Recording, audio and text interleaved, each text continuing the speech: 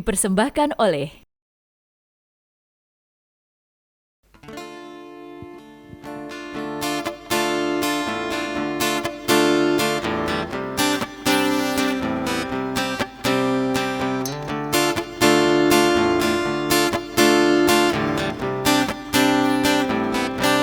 Dengarlah hai sobat, saat kau maksiat dan kau bayangkan ajal mendekat, apakah kau buat? Katakan selamat, pasti dirimu habis dan tamat. Bukan ku so taat sebelum terlambat, ayo sama-sama kita taubat. Dunia sesaat, awas kau tersesat, ingatlah masih ada akhirat. Astagfirullahaladzim. Ingat mati, ingat sakit, ingatlah saat kau sulit.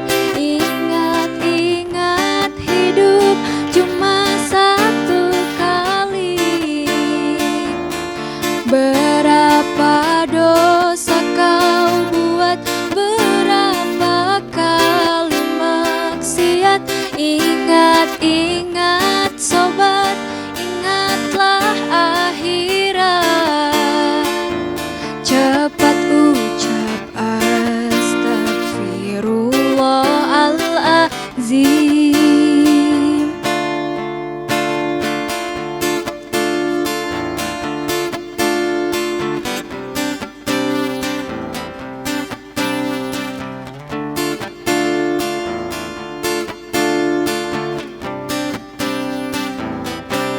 Pandanglah ke sana, lihat yang di sana, mereka yang terbaring di tanah. Bukankah mereka pernah hidup juga? Kita pun kan menyusul mereka. Astagfirullahaladzim. Ingat mati, ingat sakit, ingatlah saat kau sulit. Ingat hidup cuma satu kali. Berapa dosa kau buat, berapa kali maksiat. Ingat sobat, ingatlah akhirat. Cepat ucap astagfirullahaladzim.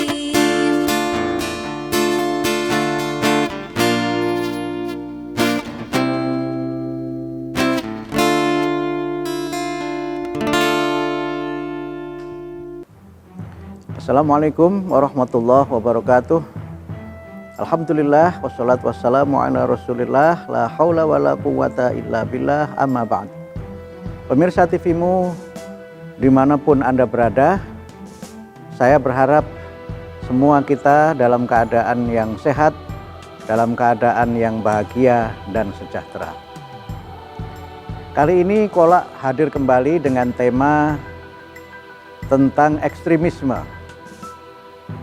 yang sekarang ini memang juga menjadi bagian dari masalah kita sehari-hari. Istilah ekstremisme ini seringkali dikaitkan dengan terorisme atau radikalisme dan bentuk-bentuk kekerasan keagamaan yang lainnya. Kalau kita bicara mengenai ekstremisme, sesungguhnya juga bukan sesuatu yang baru. Dalam kaitannya dengan agama, ekstremisme itu dikaitkan dengan istilah hulu atau huluwun, di mana orang itu berlebih-lebihan di dalam beragama. Tapi dalam konteks kita sekarang ini, ekstremisme lebih banyak dikaitkan dengan sikap di mana seseorang itu berperilaku eksklusif, tidak mau bergaul dengan yang lainnya, kemudian merasa dirinya paling benar, dan kemudian melakukan tindakan-tindakan kekerasan, atau kalau tidak, mereka membenarkan tindakan kekerasan kepada mereka yang berbeda. Ekstremisme itu dalam diskursus studi-studi politik dan studi sosial dibagi menjadi dua. Ada violent extremism dan ada non-violent extremism.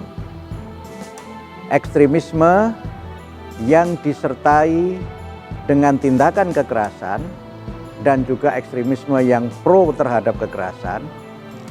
Dan yang kedua adalah ekstremisme di mana mereka tidak melakukan tindakan kekerasan dan cenderung juga menentang tindakan kekerasan itu. Tetapi keduanya memiliki perilaku yang eksklusif dan ekstrim. Walaupun bukan merupakan tindakan kekerasan, sikap ekstrim itu bermasalah secara sosial karena menimbulkan disintegrasi dan segregasi dalam kehidupan bermasyarakat. Padahal dalam kita berbangsa dan dalam kita beragama diperlukan integrasi di mana berbagai kelompok masyarakat yang berbeda-beda itu berbaur antara satu dengan yang lainnya. Inilah kenapa kemudian ekstremisme walaupun tidak disertai dengan kekerasan tetap menjadi masalah. Dan yang lebih bermasalah lagi adalah ekstremisme yang disertai dengan tindakan kekerasan. Bentuknya bisa terorisme atau bentuk-bentuk lain yang berupa tindakan kekerasan, apakah kekerasan teologis, apakah kekerasan politis, ataukah mungkin kekerasan-kekerasan yang bersifat sosial. Violent extremism bisa ditandai dengan diskriminasi terhadap kelompok tertentu, atau mungkin berbagai tindakan yang berupa alienasi kepada kelompok-kelompok tertentu. Dan inilah yang kemudian memang menjadi masalah. Pemirsa TV yang dirahmati Allah, sebagian kalangan mengkaitkan ekstremisme itu dengan keyakinan agama tertentu. Kita sering mendengar pernyataan dari seorang tokoh organisasi massa Islam tingkat nasional yang mengkaitkan ekstremisme dan terorisme itu dengan misalnya kelompok Salafi, kelompok Wahabi. Pernyataan ini tidak sepenuhnya benar.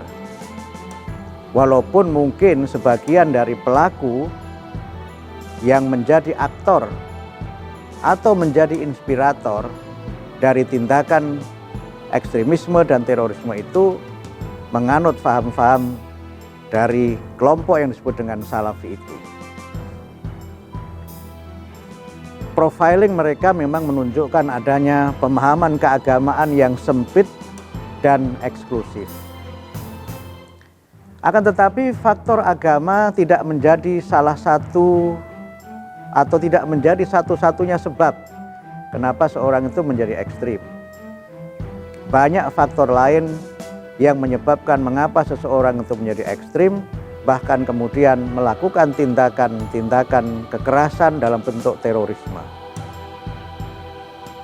Ada faktor ekonomi, ada faktor politik, ada faktor psikologis, dan ada faktor-faktor yang bersifat personal yang lainnya.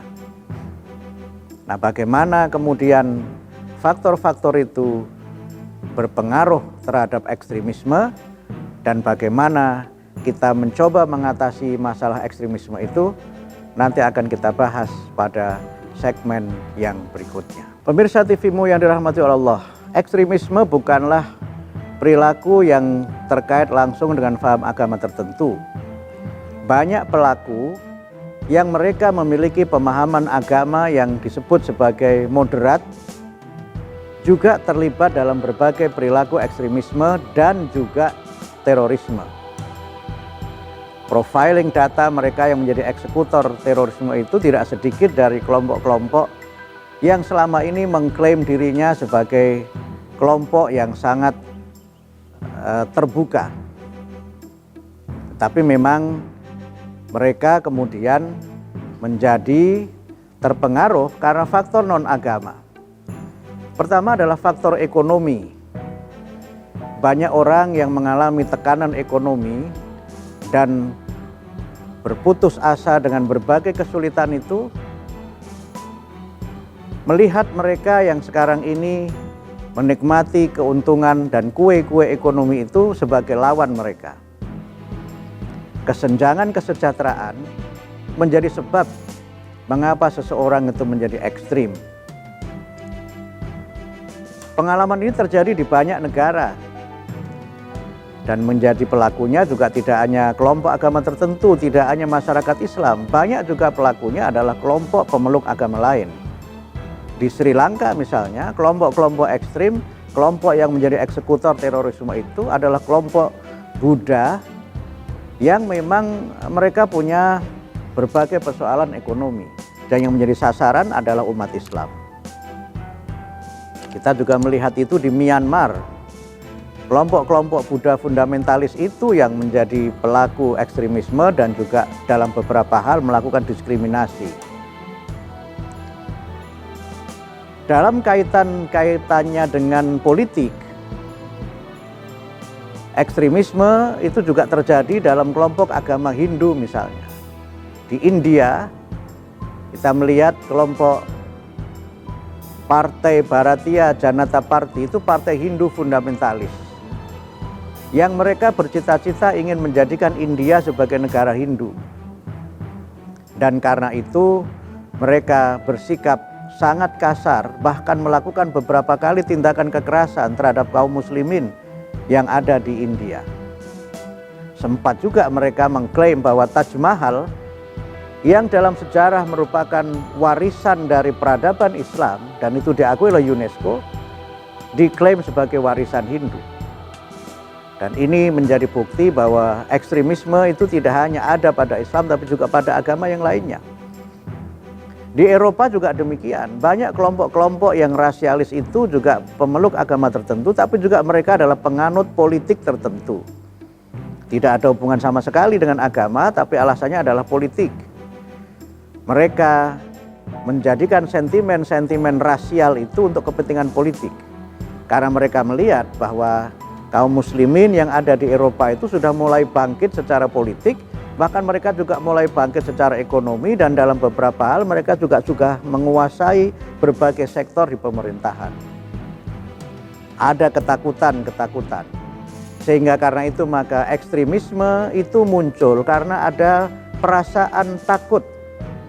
Perasaan di mana mereka akan kehilangan apa yang selama ini sudah mereka nikmati. Dan oleh karena itu maka terorisme itu adalah bagian dari cara mereka melakukan perlawanan, cara mereka melakukan pertahanan. Ketika saluran-saluran politik tidak lagi memberikan jaminan masa depan, maka terorisme dan ekstremisme itu yang menjadi pilihan. Dalam kasus di Filipina Selatan dan di Thailand Selatan misalnya, mengapa sebagian dari mereka yang juga beragama Islam itu memberontak adalah karena tidak adanya pengakuan terhadap identitas mereka. Diskriminasi terhadap identitas dan tidak adanya akomodasi terhadap identitas mereka itu menyebabkan terjadinya berbagai bentuk tindakan perlawanan yang sebagiannya dilakukan dengan cara tindakan kekerasan. Nah, oleh karena itulah maka ketika kita melihat berbagai faktor itu, ekstremisme dan terorisme itu bukanlah persoalan yang didorong oleh agama. Agama hanya menjadi alasan saja untuk orang mendapatkan legitimasi transendental dari perbuatan mereka yang sesungguhnya lebih merupakan tindakan politik. Taylor dalam bukunya History of Terrorism menjelaskan bahwa terorisme di dunia itu justru dimulainya oleh orang-orang Yahudi. Di Amerika, terorisme dilakukan oleh orang-orang yang rasis, kelompok yang anti kulit hitam, yang menyebut dirinya Ku Klux Klan itu. Dan sekarang muncul lagi dalam konteks persaingan politik di Amerika, terutama dalam era Donald Trump. Dan oleh karena itu maka bagaimana kita mengatasi ekstremisme dan menghindarkan terorisme, Islam memberikan kepada kita formula Formula yang pertama adalah formula inklusivisme. Jangan kita melakukan diskriminasi terhadap orang lain, jangan kita melakukan alienasi atau meminggirkan orang lain, tapi marilah kita melakukan sharing of wealth dan sharing of power, berbagi kekuasaan dan berbagi kesejahteraan. Itulah mengapa kemudian Islam memberikan kepada kita tuntunan untuk berzakat, agar tidak terjadi kesenjangan ekonomi dan agar tidak terjadi monopoli oleh kelompok yang powerful di atas kelompok yang powerless.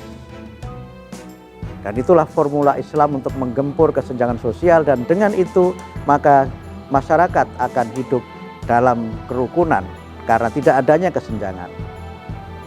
Tapi juga yang sangat penting adalah bagaimana kita ini beragama secara moderat. Wa kadzalika ja'alnakum ummatan wasata litakunu syuhada'a 'alan nas. Dan demikianlah Allah menjadikan kamu sebagai umat pertengahan agar kamu menjadi saksi atas manusia yang lainnya. Dan inilah yang dicontohkan oleh Islam. Agar kita tidak jatuh kepada ekstremisme, kita harus menjadi umat yang wasatiyah. Pengertiannya yang pertama, umat wasatiyah itu adalah umat yang berilmu. Orang berilmu tidak akan ekstrim karena dia bisa melihat masalah dari banyak sudut pandang. Kemudian yang kedua, wasatiyah itu berkaitan dengan keadilan hukum. Kalau hukum ditegakkan dengan seadil-adilnya, tidak ada diskriminasi, tidak ada kolusi, maka semua orang akan merasa mendapatkan jaminan dan perlindungan hukum. Dan orang tentu akan percaya kepada hukum sebagai jalan keluar menyelesaikan berbagai persoalan. Tetapi ketika hukum tidak lagi ditegakkan, ketika pengadilan tidak lagi menjadi tempat di mana orang mendapatkan keadilan, tapi justru seringkali pengadilan itu mempertontonkan kedzaliman, maka banyak orang yang menempuh cara dan jalan yang ekstrim untuk melakukan perlawanan. Banyak orang yang dalam masa-masa sekarang ini mengalami kekosongan dalam kehidupannya. Dan kekosongan itu kemudian juga mendorong dia melakukan cara-cara yang ekstrim untuk mendapatkan makna dalam hidupnya. Ketika mereka bergelimang dosa di masa lalu dan tidak menemukan makna dalam kehidupan di masyarakat, maka dia ingin mencari makna hidup itu dengan cara misalnya menjadi martir atau menjadi syuhada dalam bahasa mereka. Padahal Islam melarang kita untuk berputus asa. Islam melarang kita untuk menempuh cara-cara yang di luar ketentuan agama. Karena sesungguhnya di balik kesulitan itu mesti ada kemudahan. Di balik berbagai macam permasalahan akan ada jalan keluar. Dan karena itu maka ekstremisme dan terorisme itu bisa diatasi kalau kita kemudian saling berempati dan mau menyapa mereka yang selama ini mungkin tidak mendapatkan perhatian kita. Strategi reaching out, menjangkau mereka yang di luar, adalah bagian dari cara kita mengurangi ekstremisme dan menghapuskan terorisme. Disinilah Muhammadiyah sejak awal menawarkan keberislaman yang moderat, yang kita menyebutnya dengan moderasi beragama. Moderasi beragama itu tidak berarti beragama yang setengah-setengah atau beragama yang kita bertoleransi dengan cara yang sinkretis. Tetapi moderasi beragama itu adalah beragama di mana kita melaksanakan ibadah sesuai dengan keyakinan kita, tetapi kita juga menghormati mereka yang berbeda keyakinan dengan kita, karena Quran menegaskan lakum dinukum waliyadin, bagimu agamamu dan bagiku agamaku. Kita memiliki pendapat sebagaimana orang lain juga memiliki pendapat, tapi di tengah berbagai pendapat yang ada itu kita harus menjadi orang yang kritis, orang yang senantiasa menilai kebenaran suatu pendapat itu dengan cara yang sangat seksama, dan kemudian kita menerima pendapat yang baik dan kemudian menyingkirkan pendapat-pendapat yang tidak baik. Saya kira sikap-sikap yang demikian inilah yang kita perlukan dalam rangka kita dapat mengatasi problematika ekstremisme dan menghilangkan terorisme. Terorisme tidak ada hubungannya dengan agama, terorisme tidak memiliki tempat di dalam ajaran agama Islam, tetapi seringkali banyak orang yang membajak Islam untuk kepentingan politik dengan pemahaman yang sempit, menyalahgunakan ajaran Islam untuk tujuan-tujuan yang justru bertentangan dengan Islam. Marilah kita bersama-sama berdakwah yang merangkul semuanya, bukan dakwah yang memukul, tetapi tentu saja perlu ada langkah-langkah di mana kesenjangan ekonomi diatasi, keadilan hukum ditegakkan, sharing politik, akomodasi politik diberikan, dan mudah-mudahan dengan cara seperti ini kita akan menjadi bangsa yang rukun, bangsa yang hidup secara aman dan damai karena kita saling terbuka dan menghormati antara satu dengan yang lainnya. Semoga bermanfaat. Nasrun minallah wa fathun qarib wa basyiril mu'minin. Wassalamualaikum warahmatullahi wabarakatuh.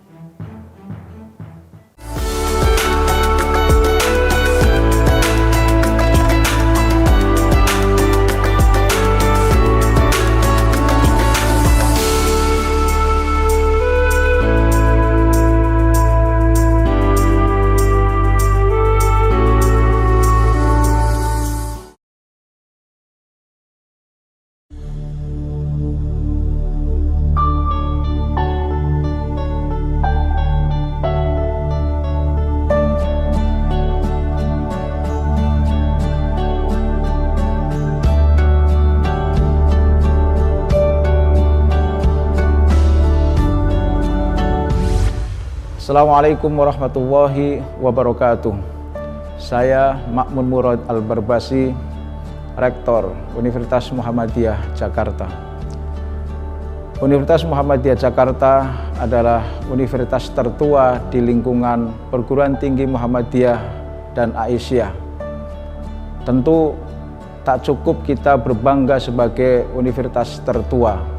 Saatnya kita harus bangga dengan prestasi-prestasi yang kita gapai. Tidak mudah memang, namun dengan kerja cerdas, kerja keras, kerja profesional, dan kerja ikhlas, insya Allah kita mampu menggapainya, menggapai kebanggaan dengan prestasi. Terima kasih. Assalamualaikum warahmatullahi wabarakatuh. Universitas Muhammadiyah Jakarta hadir sebagai perguruan tinggi swasta yang konsisten, mencetak generasi unggul di masa depan.